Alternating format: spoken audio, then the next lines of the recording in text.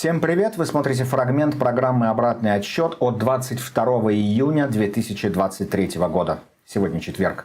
Полную версию этой программы, пожалуйста, смотрите на ресурсе Patreon. И спасибо всем, кто становится нашими патронами прямо сейчас. А я перехожу к главной теме. Похоже, начинает вырисовываться направление главного удара, которое готовят вооруженные силы Украины. Впрочем, давайте обо всем по порядку. Аналитики Американского института изучения войны отмечают, что низкий темп продвижения украинской армии в ходе наступления может объясняться тем, что нынешние атаки – это лишь подготовка к главному удару. В целом, более низкий, чем ожидалось, темп украинских контрнаступательных операций не показателен в отношении общего наступательного потенциала Украины. И украинская армия, несмотря на неудачи на первых порах, вероятно, успешно создает условия для будущего основного удара, пишут эксперты и делают заключение. Нынешние действия Украины могут иметь иные цели, чем просто территориальные. Украинская армия, возможно, проводит несколько наступательных операций по всему театру для того, чтобы постепенно истощить силы России и создать условия для будущего главного удара.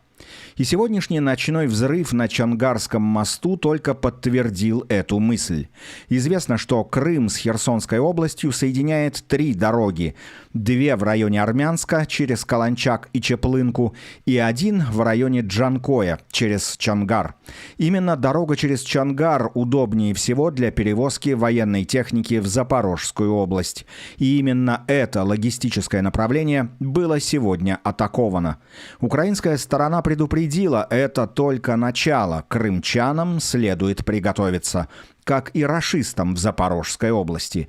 В ответ на эту атаку оккупанты пообещали ударить по мостам в Молдове и Одесской области.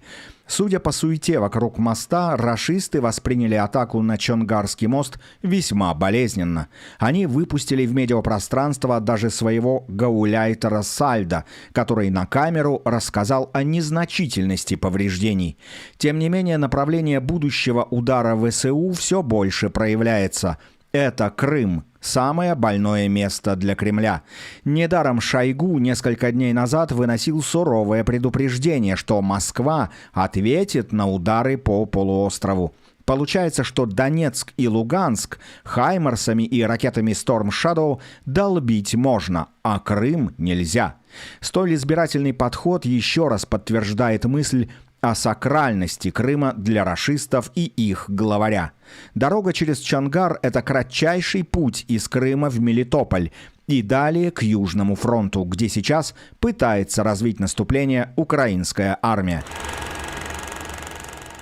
Полностью этот сюжет смотрите на ресурсе Patreon. Становитесь нашими патронами прямо сейчас и смотрите далее в этой программе. Президент Украины Зеленский выступил с официальным предупреждением о том, что Россия готовит теракт на Запорожской АЭС. В Кремле назвали это заявление очередной ложью. Комитет по иностранным делам Палаты представителей США поддержал двухпартийную резолюцию с призывом к администрации Байдена о немедленном предоставлении Украине ракет «Атакмс». Председатель комитета, конгрессмен-республиканец Майкл Маккол, считает, что такие ракеты являются критически важными для успеха контрнаступления Украины.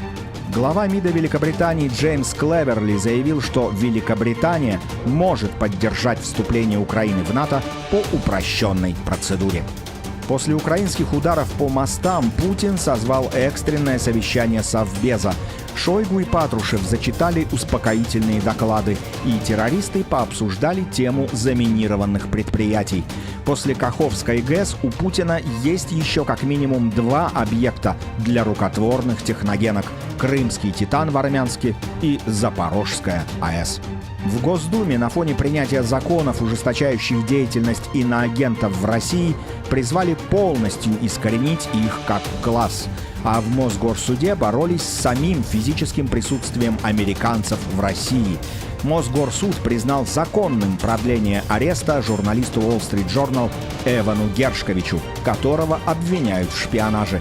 Таким образом, журналист останется под стражей до конца августа.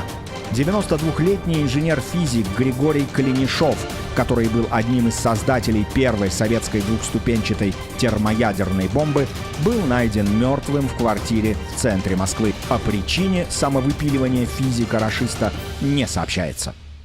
И на этом на сегодня все. Полную версию этой программы, пожалуйста, смотрите на ресурсе Patreon. И огромное спасибо всем, кто становится нашими патронами прямо сейчас. Всех обнял. Встретимся с вами завтра в пятничном прямом эфире. Слава Украине!